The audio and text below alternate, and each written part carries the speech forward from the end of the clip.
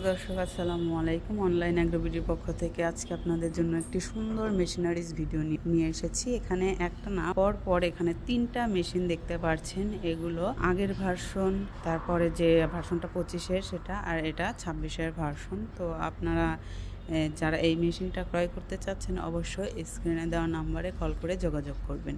আর এই মেশিনের কাজ হচ্ছে, দেখতে পাচ্ছেন এটা আপনার ধানের অফার। এখানে ধান দিলে একদম ফুল ফ্রেশ চাল এখান দিয়ে বের হয়ে আসবে, কুড়া আলাদা বের হয়ে আসবে, খুদ আলাদা বের হয়ে আসবে।